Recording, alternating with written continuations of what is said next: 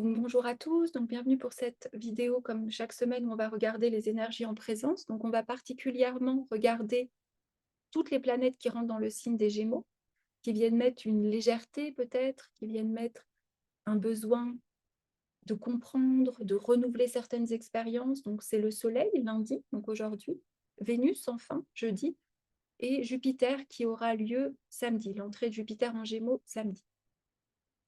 Et tout ça, j'allais dire, se passe dans un contexte de pleine lune en Sagittaire. Donc l'axe Gémeaux-Sagittaire est un axe de connaissance, de quête de sens.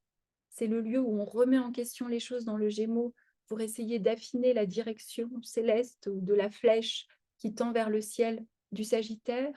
C'est le lieu où nos grandes vérités du Sagittaire sont passées à l'épreuve de l'expérience relationnelle ou concrète dans le Gémeaux.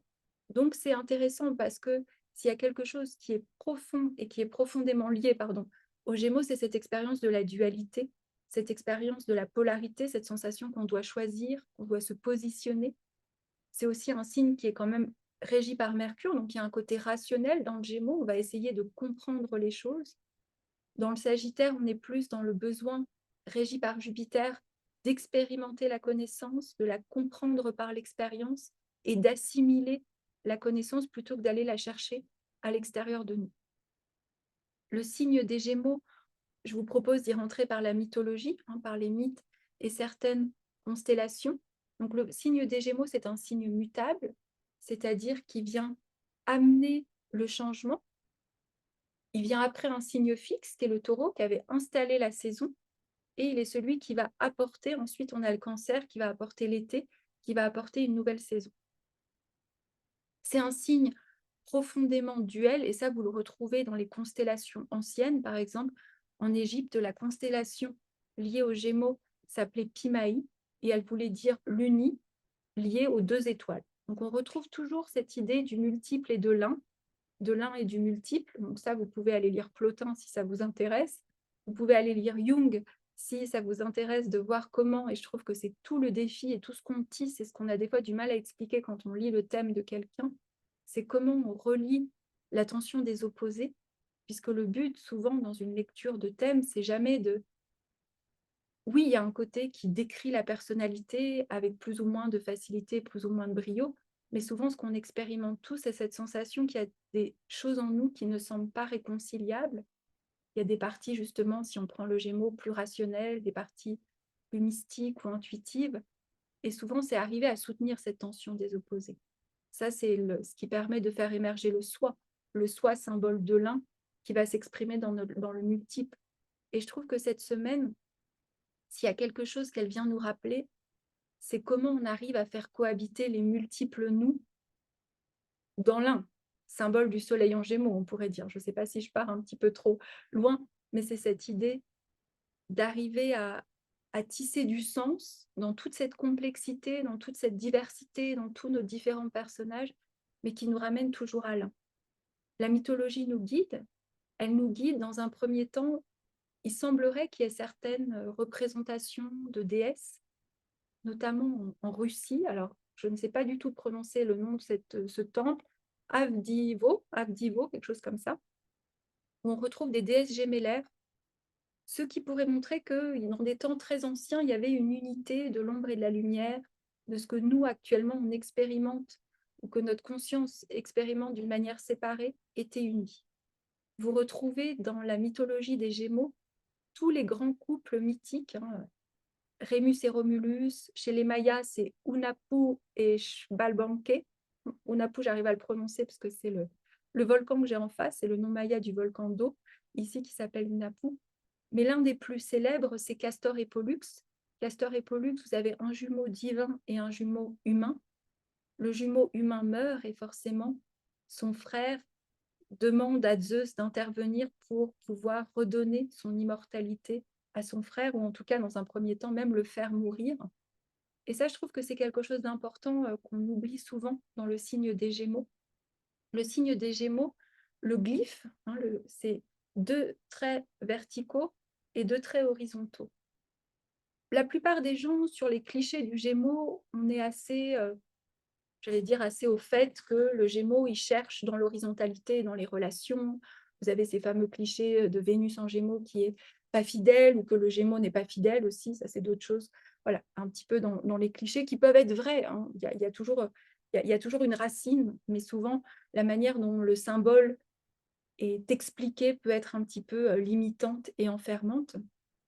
Donc c'est vrai qu'il va chercher des expériences horizontales, le Gémeaux, des expériences de connaissance, des expériences relationnelles, parce qu'il y a une quête profonde de quelque chose des fois qui lui manque. Alors, est-ce que c'est ce fameux jumeau perdu? Est-ce que c'est cette fameuse complétude, cette âme sœur? On le verra notamment avec Vénus. La Vénus des Gémeaux, c'est la Vénus ésotérique qui régit le Gémeaux. Donc, il y a cette quête profonde de quelque chose qui nous permettrait de réconcilier les contraires en nous. Seulement, quelque chose qui est important à noter, c'est que les deux traits verticaux vont nous rappeler que la vraie reliance de cette dualité se résout entre le ciel et la terre. Et quelque chose, moi, qui m'évoque ça, et notamment par rapport à Vénus, qui rentre aussi cette semaine dans le signe des Gémeaux et qui va aller vers sa fameuse conjonction avec le Soleil, je crois que c'est le 4 juin, son fameux Casini. Si vous regardez la mythologie, je crois que c'est Éric Beru qui avait dit, j'ai dû lire ça, ma source doit être Éric Beru pour ça. Il explique, donc, je ne sais pas si vous connaissez la naissance de Vénus. Hein. Vénus, elle est née des flots, parce qu'elle est née de la castration d'Uranus, et du sperme d'Uranus, elle aurait émergé une fois que son sperme aurait touché l'océan, et émerge Vénus. Il y a quelque chose de très beau, il dit donc Vénus, qui est le principe d'Éros, viendrait toujours nous rappeler ce besoin de réunir Ouranos. Donc Ouranos, pourquoi il avait été castré? Parce qu'il n'arrêtait pas d'engendrer Gaïa, la terre-mère, et Gaïa était fatiguée et avait donc demandé à son fils Saturne de lui permettre de respirer un petit peu. Donc finalement, Vénus viendrait symboliser ce désir profond, ou peut-être qu'il y a ça aussi dans notre recherche de l'autre, notre recherche de la complétude, notre recherche de l'âme sœur, ce besoin de réconcilier le ciel et la terre en nous. Donc je trouve ça assez beau, cette semaine, de nous rappeler ça, surtout que Jupiter va aussi rentrer dans le signe du Gémeaux, juste après avoir fait sa conjonction à Vénus. Donc il fait une conjonction à Vénus jeudi, dans le signe du Taureau, à 29 degrés du Taureau.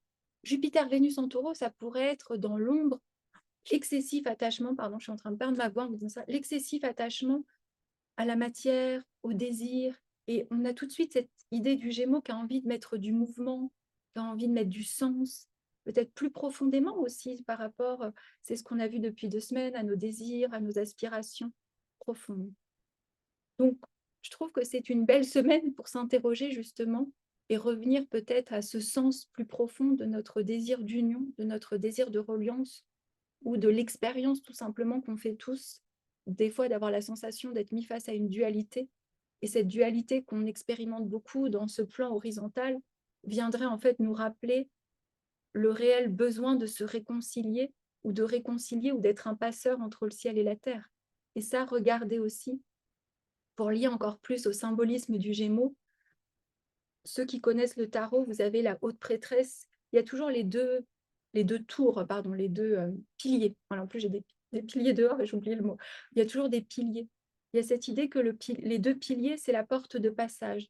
Et je pense que le Gémeaux est un passeur qui viendrait justement nous initier, nous demander d'aller comprendre certains mystères pour pouvoir réconcilier en nous cette tension des opposés, et nous permettre aussi de ne pas forcément avoir à choisir ou de croire qu'on doit toujours se polariser. On a ensuite jeudi la pleine lune dans le signe du Sagittaire. Donc l'axe Gémeaux-Sagittaire est un axe extrêmement intéressant, surtout que, alors peut-être un tout petit peu plus technique, mais ceux qui sont plus à l'aise avec le vocabulaire astrologique le saisiront, sinon c'est pas très très grave, c'est juste pour appuyer mon propos. Donc Jupiter entre dans le signe du Gémeaux, et la pleine lune en Sagittaire est régie par Jupiter. Donc, on est vraiment face à cet axe, je trouve, toute cette semaine, de l'expérience du Gémeaux, comme je vous l'ai dit, et je vous l'ai décrit par cette multiplicité, par cette sensation qu'il faut choisir. Et le Sagittaire, il va nous rappeler nos grandes vérités. Il y a peut-être une façon de le voir, c'est de se dire que beaucoup de fois, moi je me rends compte de ça dans les séances, on s'interroge sur ce grand sens de notre vie. lorsqu'on s'interroge sur le sens, sur qu'est-ce qui va donner du sens à nos quotidiens, qu'est-ce qui va donner du sens à nos relations, l'archétype astrologique qui est derrière, c'est souvent la flèche de Jupiter qui a besoin de sentir que tout ce qu'on fait au quotidien lui permet de toucher le ciel et lui permet quelque part, il y a un appel de transcendant. Je crois que c'était l'instinct de transcendant. Jupiter était appelé comme ça par Luc Viger. Il y a le besoin de s'élancer vers quelque chose qui fait que notre réalité quotidienne, notre réalité matérielle, pardon, a un sens plus grand. Donc, forcément, lorsqu'on est dans cet axe Jupiter, Gémeaux et Sagittaire, il y a cette interrogation qui va surgir, le grand pourquoi, on pourrait dire. Le Gémeaux, il vient nous rappeler que des fois, on doit juste faire l'expérience, on doit juste vivre les relations, comme je vous disais, je reviens à cette notion d'hypothèse, faire l'hypothèse avec Vénus qu'on a envie de vivre l'amour de cette façon, faire l'hypothèse qu'on a envie de prendre le risque de vivre cette relation. Et avec Jupiter en Gémeaux, qui va rester pendant 1 an, je trouve que c'est intéressant. Ça veut dire que là où on cherche des grandes vérités, des absolus, des choses peut-être beaucoup plus définies, de se dire, bon, bah, c'est comme ça. Jupiter en Gémeaux, il nous dit, bah non, il faut aller faire l'expérience. C'est toujours, je reviens à cet un et ce multiple. Si tu veux trouver la vérité, il y a peut-être un besoin d'aller expérimenter les vérités pour ensuite assimiler celle qui est tienne et qui peut être aussi changeante et qui peut être aussi mouvante. Je ne sais pas si on dit ça en français, qui bouge, qui est mobile. Alors, c'est sûr que ça insécurise nos certitudes, ça insécurise nos besoins peut-être de direction, d'un sens qui est clair, qui est un.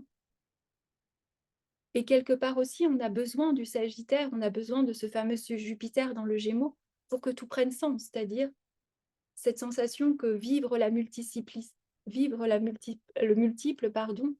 peut faire sens si jamais on sait qu'il y a quelque chose qui nous raccroche.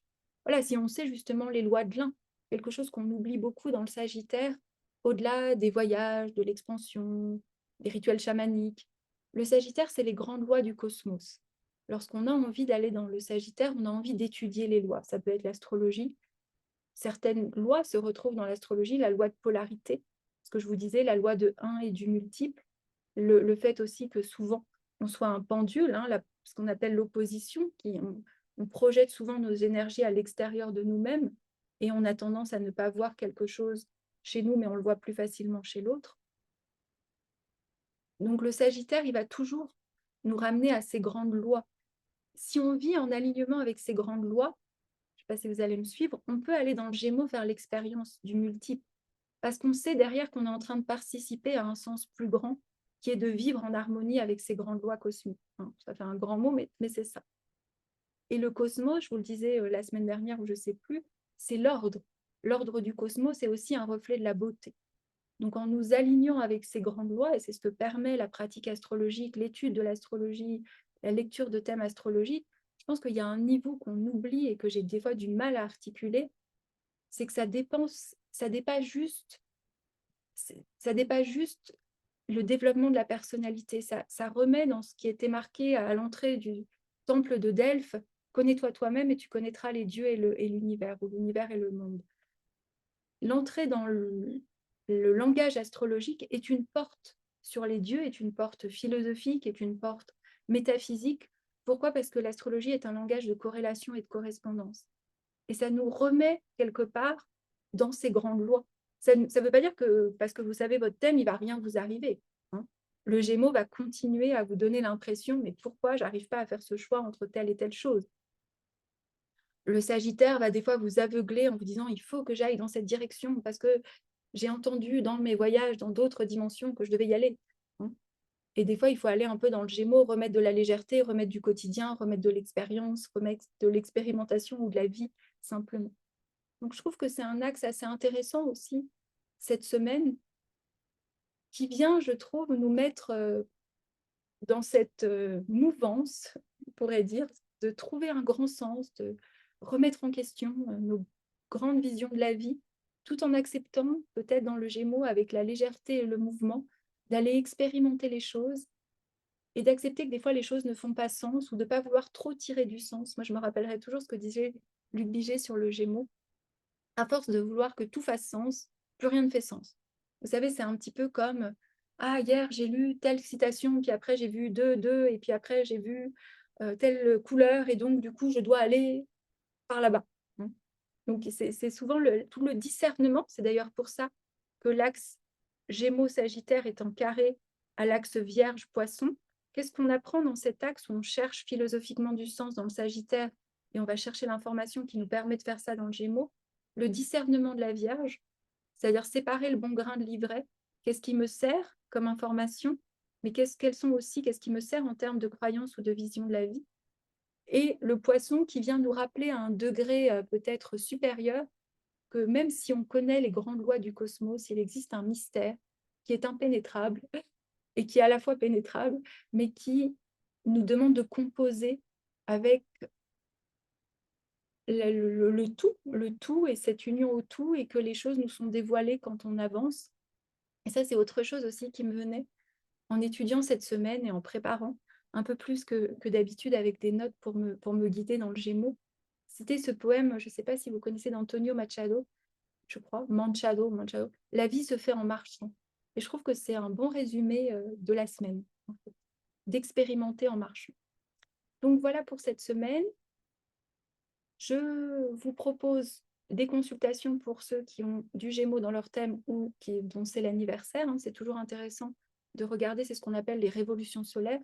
Les révolutions solaires, c'est tout simplement que le Soleil revient à sa position de naissance, en fait, quand on a notre anniversaire, et ça décrit des nouvelles énergies qui sont toujours, peut-être pour ceux qui veulent comprendre un peu plus, le thème, ce qu'on appelle le thème de naissance, c'est un petit peu votre boussole cosmique avec laquelle vous êtes né, où vous voyez vos grandes lignes.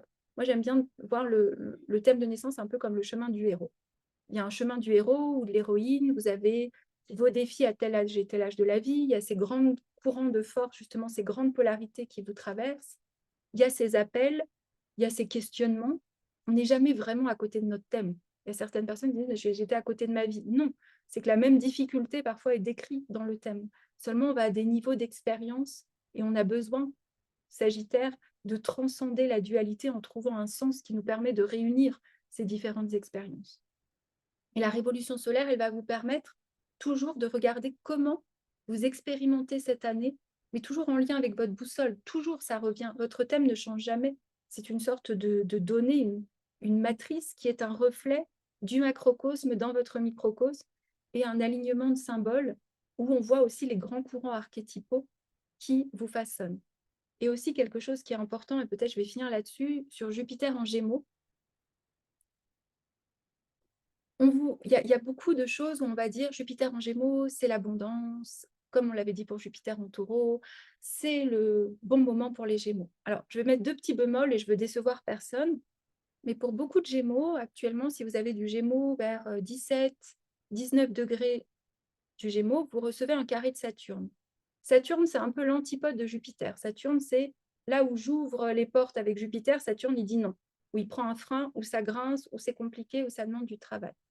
Donc, c'est pas qu'on est à côté de notre vie et qu'on ne saisit pas les opportunités de Jupiter, c'est tout simplement, et ça c'est un carré qui est en train de se construire entre Jupiter et Saturne, qu'on dialogue avec deux forces contradictoires, mais qui vont nous demander de créer du possible avec sagesse et de trouver une structure en poisson, une structure invisible, écouter le silence, une reliance à votre sage intérieur, là où vous devez aller faire des expériences nouvelles.